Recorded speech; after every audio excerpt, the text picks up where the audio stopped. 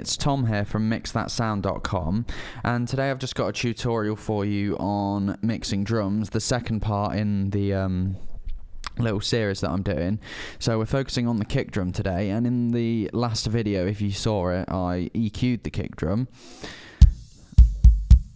So we got it to sound something like that. So now what we're going to do is add some dynamic processing like a gate, a compressor and a limiter, just to smooth out the dynamics. So I'm going to play this in with the rest of the drums and the track first of all, so you can just get the vibe of the song.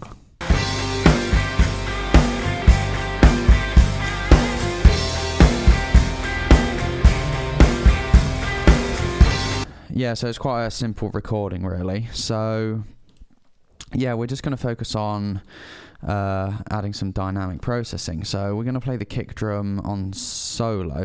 This is the EQ processing I did in the previous video, by the way. So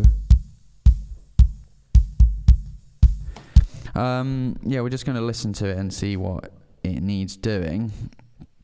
So I mentioned a gate, but I don't think this particular audio recording actually needs one, because a gate would be used if, say for example, you could hear a lot of the other drums being played and it was getting in the way of the kick. But I don't think this needs it, because as you actually listen to it,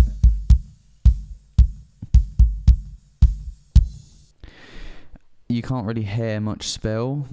So we're going to leave that out and just go to a compressor. So the compressor we're going to use is called The Glue by Cytomic, which is actually like a software replication of I think it's the SSL 4000 compressor, the master bus compressor, I think. Waves do a version as well, which I've got. I'll just show you what it's like quick. It is, which one is it? This one. So these are basically like the same sort of compressor, but two different companies doing it, but we're going to use the Cytomic one today. So the first job is to just listen to the kick drum, and we're going to bring the threshold down until we see some gain reduction. Now we're going to go for a ratio of around 10:1. The attack time we're going to put at around, it depends, we're just going to have a listen to it.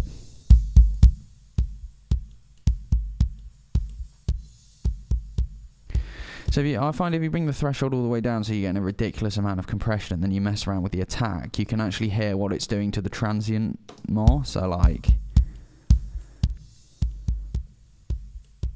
if you hear it there, you can't actually hear the transient very well.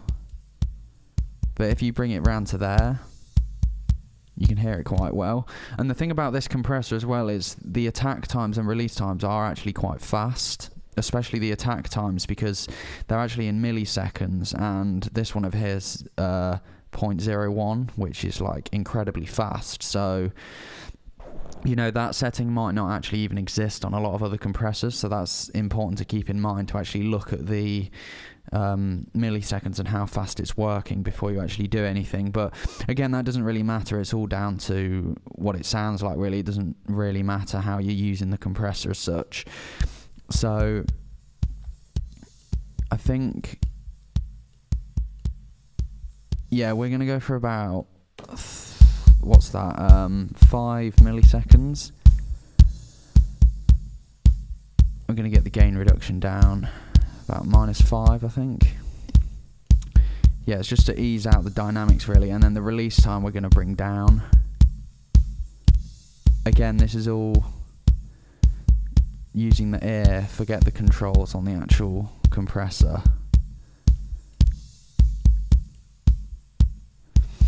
And also, it's important to note out how fast the song is, because if you have a release time of, say, this, it's 1.2 seconds, you can hear that the compressor's actually still falling back down by the time the next kick comes in. And we don't actually want that. We want to bring it down quite fast. So I think here sounds quite good. What's that, 0.4 seconds? That sounds quite good. And then we're just going to turn the makeup gain up. But again, you don't really have to. And then, yeah, that's the compressor. And then we're just going to add a limiter on as well. We're going to use the L1 by Waves, or of course you can use whichever limiter you want.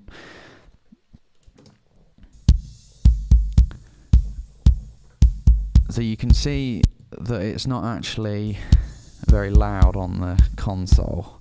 It's actually all the way down there.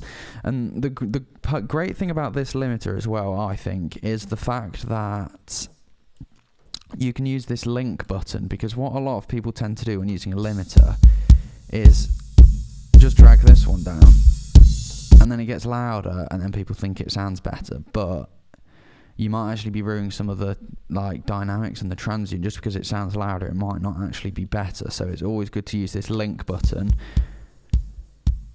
And also it depends on what style of song it is, because this is quite a hard hitting song. We want a lot of punch from it, so we can try and basically, the idea in this song is to bring it down as far as possible without actually losing any of the punch of the kick drum. So if we listen closely, I'm just going to turn it up slightly for you. So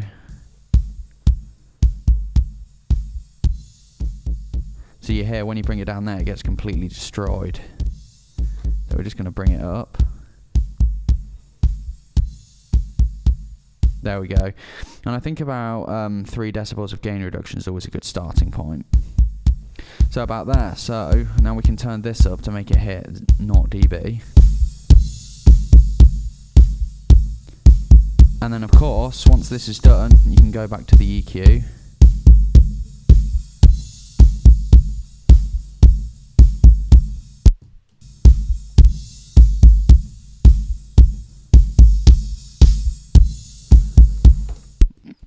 Have a play around with that, and then of course play it with the rest of the song. So we're just going to do that now.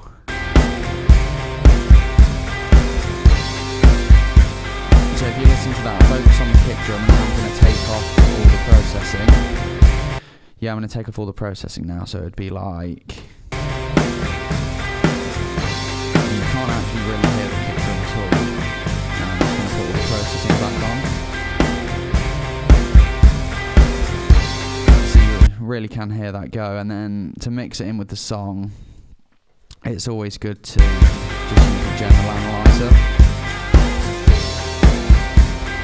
So you might find the kick's actually a little bit too loud because it is poking up a bit too much, and this song is just really like a demo at the minute, so the actual track is just down here, so just mix it in and see how it sounds. So I think that sounds pretty good. So yeah, thanks for watching. That was the kick drum processing. So in the next video we're going to move on to the snare and how to actually process that using EQ, compression, and also a bit of reverb to give it a bit of space.